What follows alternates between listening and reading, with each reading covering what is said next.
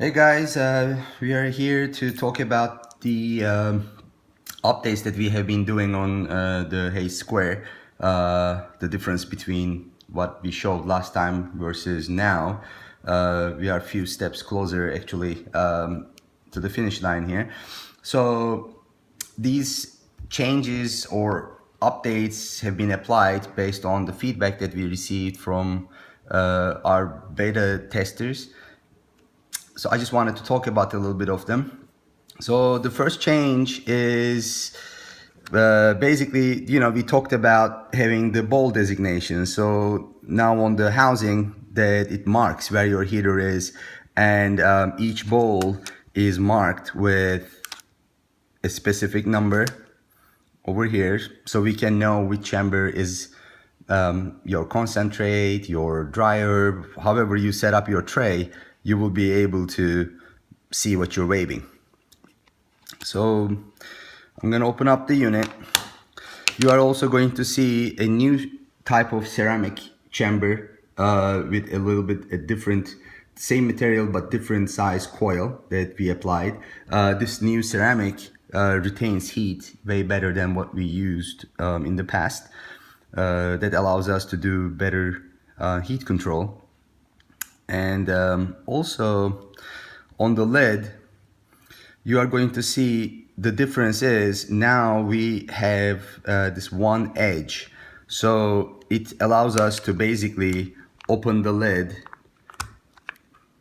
in one way without spilling any content that you place in it. And it also gets in a specific way that allows us like a more secure, way more secure integration with the base unit. So I'm just gonna go ahead and open it up. As you know, you can configure the tray. You have 2 concentrate and 2 dry herb cans. So these are all removable for cleaning. So you can just basically configure your tray exactly the way you want it. We came up with this little tool. It's actually right now a prototype, but it's going to be ready in a week or so time. The real version of it is going to allow us to load our tray without wasting any of our material in a very clean fashion. Also, it's going to allow us to do a deep cleaning on the unit, which I will show you in a second. But before we get there, another change that we did to the system, remember we had 10 different temperature settings with different color designations. Most of our beta testers found that a little bit confusing, so we just lowered it to 5 temperature settings. So it's the same 3-click activation, and then as we right now, so we have 5 different temperatures. So if we go down, you are going to see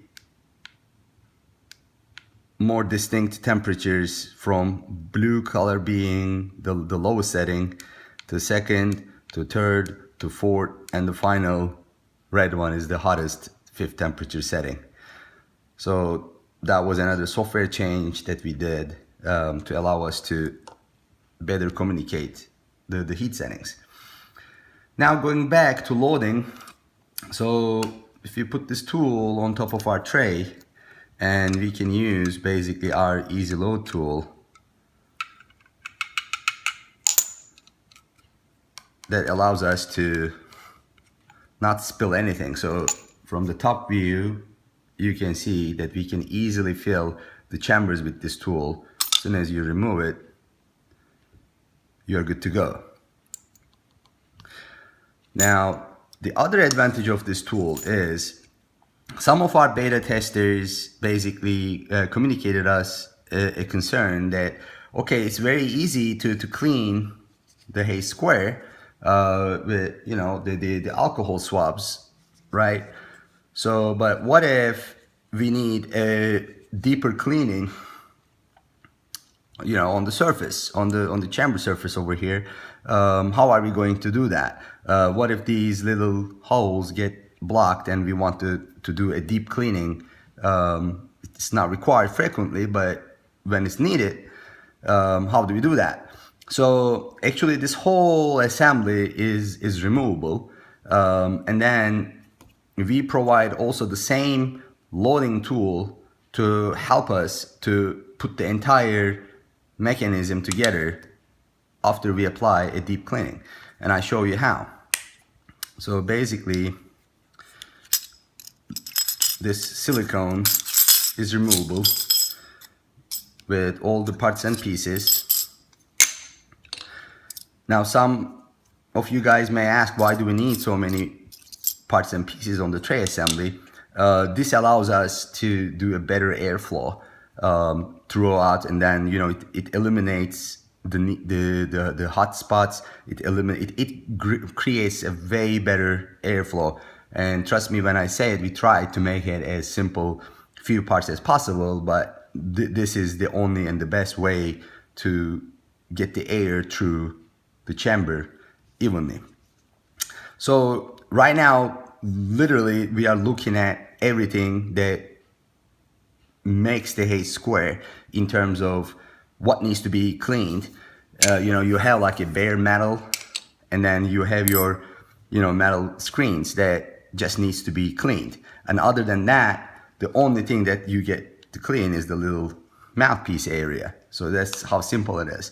So what I do is usually I do an alcohol swab, or you can just dump this whole metal into a bowl of ISO. And this is the silicone that you can clean any way you like. But once we are done, we are going to be basically placing the metals back into the setting. I'm going to show you how.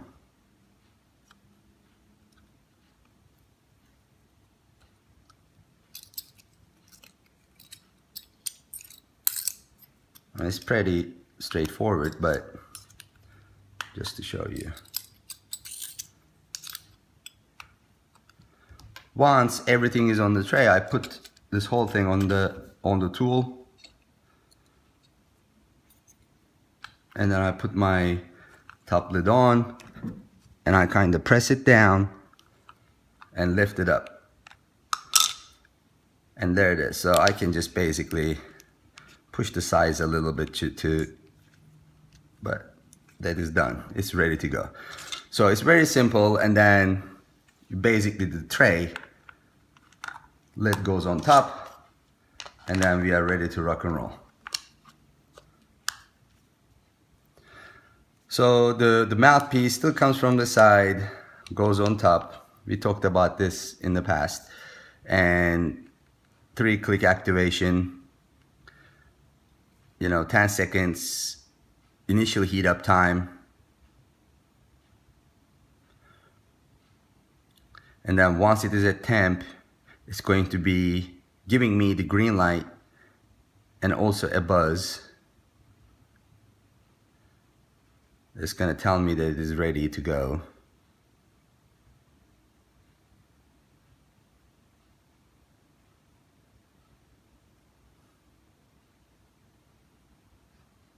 Yep. And then the subsequent heatings, it should be less than a couple seconds really. Even if I go high up at temperature, so as soon as I let go and press it again, it heats like for 2-3 seconds, and then it retains the temperature at that level. So this is how fast the machine operates. And then if I press the top two together, it tells me the battery level. Also, when the unit is switched off, if I press and hold down the main button, it's gonna show me the battery level. So those indicators that we added, overall we provided a little bit tighter fit. The temperature profiles adjusted the first 4 temperatures more towards dry herb users. The fifth temperature is more on the wax users. For e-liquid users, you know, you can just enjoy it all three temperatures up to fourth temperature probably, if you like your juice the hotter side. So, you know, we try to extend the battery life further. So right now, an average user should be able to go through an entire session on 4 chambers without the need to charge the battery. And for Square Pro, we are using USB-C charging, which provides a full charging from a dead battery to a full battery, probably about 25 to 30 minutes that you're good to go. Besides those, you know, please look at my previous video about an explanation of the Square with rest of its functionality. And if you have any questions, please let us know, and then we'll do our best to answer them.